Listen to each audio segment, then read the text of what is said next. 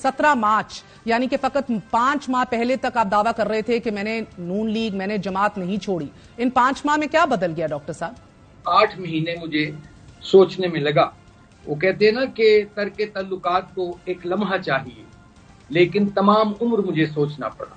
तो कहने का मतलब ये है कि असल इश्यूज जौन से हैं अवाम के, महंगाई थी, गुर्बत है, बेरोजगारी है, जॉबलेस यूथ है, अब बिजली के बिल हैं। आप बताइए कि लोगों को बिजली के बिलों के नंगी तारों से झटके दिए जा रहे हैं और वी आर बिजी इन पेटी पॉलिटिक्स। हम कभी अदलिया के साथ दस्तो गिरबा होने की तरफ जा रहे हैं, कभी हम, लेकिन असल जो इश्यूज हैं पार्टी के, जो मंशूर था, जो नवाज शरीफ का, जैसे आपने खुद कहा कि नवाज शरीफ तो एक सिंबल ऑफ डिलीवरी थे। नवाज शरीफ वो थे जो 2/3 मेजॉरिटी लेके आया करते थे। आज पार्टी कहाँ खड़ी है? जब मैं इस किस्म की बातें करता था या करता हूं तो जाहिर है लोगों को नागवार गुजरती हैं। तो फिर मैंने समझा भी बात यह है कि मैं चूंकि जाहिर है आप कह चले अपर मिडिल क्लास का आदमी हूं, मैं मिडिल क्लास के और जो गरीब के इश्यूज हैं उनसे अपने आप को डिस्कनेक्ट नहीं कर सकता। मैं माजी में भी उनके लिए आवाज उठाई, जिसको हुकूमत पर, पीडीएम की हुकूमत पर तनकीद समझा गया। मैंने अब भी जब इलेक्शन हुए 8 फरवरी को, सेनेटर साहब मैं जानना चाह रही हूं सर कि क्या नवाज शरीफ बदल गए हैं या जमात बदल गई है, इसका मिजाज बदल गया है, फर्क क्या है? मैंने मियां साहब के साथ साल बड़ी प्रॉक्सिमिटी में काम किया, and you know it, everybody knows it. मैंने उनमें देखा कि नवाज शरीफ एक विजनरी लीडर हैं।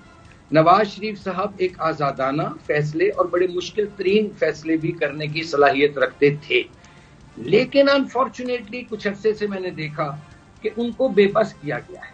एक पार्टी में एक खुशामदी टोला, मैं जिसको कहता हूं, वो जो है उसने तमाम लीडरशिप को एक तरह का बेबस किया हुआ है। एक पता नहीं अपनी वो सब अच्छा की जो गर्दान करने वाले लोग हैं कि जी सब अच्छा है। तो मैं सब अच्छा कहने वालों में से नहीं हूं, ना मैं कभी हूंगा। और मेरी यही एक बात थी जो कि एक जमाने में तो बहुत अप्रिशिएट की जाती थी कि जी इसकी बात तल्ख होती है लेकिन करता बात सही है। आज वही मेरी तल्ख बात जौन सी थे उन लोगों को नागवार गुजरी है। बहरहाल तो मैंने समझा कि भाई अगर मेरी जरूरत नहीं किसी को, अगर और मुझे भी किसी की फिर जरूरत नहीं होनी चाहिए। देखें, ये मैंने जैसे पहले अर्ज किया, इज्जत की खातिर इंसान सियासत करता है। ये आपको जमात में वो इज्जत महसूस नहीं हो रही थी? मुझे सर्द महरी बहुत फील हुई, सर्द मोहरी थी। मुझे कुछ चीजों से पता लगी। मसलन मिसाल मैं दे देता हूँ, I was not well in October November, I was under treatment, मेरे स्टमक इन्फेक्शन हुई थी। तो मेरा मियाँ साहब से राब्ता ना हो सका, जब तक वो दुबई थे तब तक रहा राब्ता। जब पाकिस्तान आ रहे थे तो उनका एक दिन मुझे मैसेज आया कि भाई तुम्हारा क्या हाल है, कि हाउ आर यू। तो मैंने उनको जवाब में लिखा कि आई एम नॉट वेल, मेरी तबीयत खराब है। तो उन्होंने बड़ा एक खूबसूरत मुझे वॉइस नोट भेजे जो मेरे पास अभी भी महफूज है। This is I am talking about November 2023। तो उन्होंने कहा कि चलो तुम अपना ट्रीटमेंट करवाओ और जब तुम सेहतयाब होते हो, कि मैं कह 2 हफ्ते लग जाएंगे। तो उन्होंने कहा कि तुम मुझे जरूर मिलो आके और मेरे साथ बैठो आके, पार्लियामेंट्री बोर्ड्स की मीटिंग हो रही है, मुझे बड़ी खुशी होगी। उसके बाद क्या अवामिल हुए, क्या अमर मानिया हुआ कि उसके बाद लोगों ने नवाज शरीफ साहब को और मुझे नहीं मिलने दिया।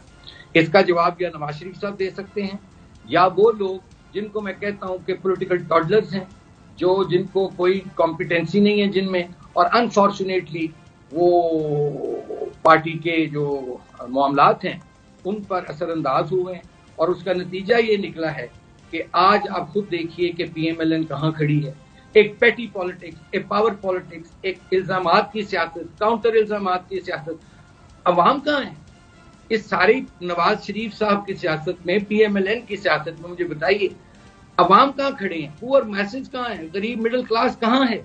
सर मैं अब आपसे 2-3 बातें पूछना चाहूंगी, क्योंकि अगर आपका अब ज़मीर जागा है, आपने खिदमात दी हैं, आप करीबी रहे हैं, ये बताइएगा कि ये खानदानी टोले में से बिलखसूस कौन है जो नवाज शरीफ साहब को हॉस्टेज होल्ड कर रहा है?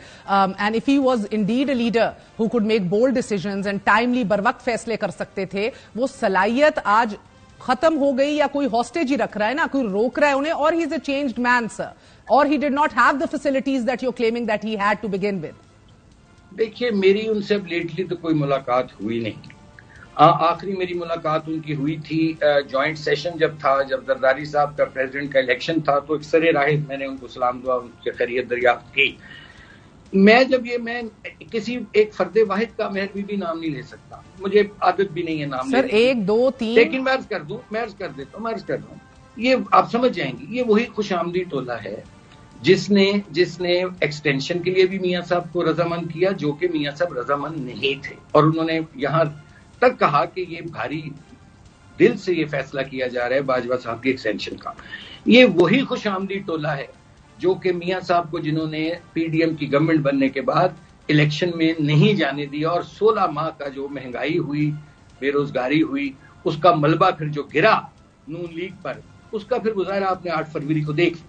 میرا خیال ہے کہ آپ کو سمجھ آ گئی ہوگی۔ بالکل سمجھ آ گئی ہے سر، آج وزراء بھی ہیں یہ سب لوگ، مگر سر آپ نے سیاسی ٹوڈلر کا نام لیا ہے، سیاسی ٹوڈلر یعنی کہ سیاسی ناپختگی بھی ہے، اور ٹوڈلرز میں سے تو بچے بھی آتے ہیں۔ مریم صاحبہ پہلی دفعہ چیف منسٹر بنی ہے، کیا آپ کو یہ محسوس ہوتا ہے کہ اپنی بیٹی کو اس منصب پہ بٹھانے کے لیے بہت قربانیاں اور سیکریفائسز دے دی ہیں میاں صاحب نے، حتیٰ کہ اصول بھی؟ دیکھیے، میں ذاتی طور پر سمجھتا ہوں کہ کسی سیاستدان کے بچے پر اس معاملے میں پابندی نہیں ہونی چاہیے۔ اگر وہ کمپیٹنٹ ہے، میرٹ پہ پورا اترتا ہے، تو اس کو پورا رائٹ ہے، آئین پاکستان بھی اس کو رائٹ دیتا ہے سیاست کرنے کا، الیکٹورل پالیٹکس کرنے کا۔ لیکن دیکھنا یہ چاہیے کہ کیا اس وقت جو گورنمنٹ ہے، دیکھیے حکومتیں میئر بی بی ٹویٹس پر، بیانات پر، اشتہارات پر نہیں چلتی۔ حکومتوں کا بیانیہ ہوتا ہے نیریٹو، اکنامک بیانیہ ہوتا ہے حکومتوں کا، اکنامک نیریٹو ہوتا ہے۔ آپ مجھے بتائیے 16 مہینے پی ڈی ایم کی گورنمنٹ کے شمار کر لیجئے، اور اب یہ جو 100 ڈیز بھی پورے ہو گئے، مجھے بتائیے کہ کامن مین، ایک عام غریب آدمی، مڈل کلاس کا آدمی، اس کے لیے کیا ریلیف مہیا کیا؟ اور ظاہر ہے آج کوئی بیانیہ نہیں ہے پی ایم ایل این کے پاس سر؟ بیانیہ نہیں ہے، لیکن ایک بیانیہ بنانے کی کوشش تو کی جا رہی ہے۔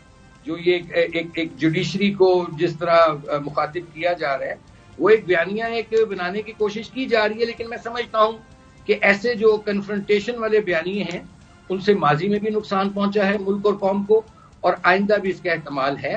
بہتر ہوگا کہ معاملات کو بیٹھ کر ایمیکیبلی اور بڑے ایک سین مائنڈ کے ساتھ، ایک بڑے کاملی اور بیٹھ کے اس معاملات کو حل کیا جائے۔ مگر کرمانی صاحب، یہ تو مریم صاحبہ کا کہنا رکھنا ڈالا تو آنی ہاتھوں سے نمٹیں گے، ججز، سٹنگ ججز کو سپریم کورٹ کے آج کہنا کہ ضمیر بکا ہوا ہے، یہ چھوٹی باتیں نہیں ہیں سر۔ اگر آج مریم صاحب جی، تو پھر چاہیے نا جن کو انہوں نے مخاطب کیا ہے وہ آگے سے اس کا وہ ظاہر ہے کوئی جواب دیں۔ جہاں تک آنی ہاتھوں کی بات ہے، میری دعا ہے کہ وہ انہی آنی ہاتھوں سے عوام کو ریلیف دے سکے، مہنگائی سے، غربت سے، مگر یہ ہوتا آپ کو دیکھ نہیں رہا۔ مجھے تو فی الحال سچی بات ہے، میں اس معاملے میں آئی ایم ناٹ آپٹیمسٹک۔ اور ڈاکٹر صاحب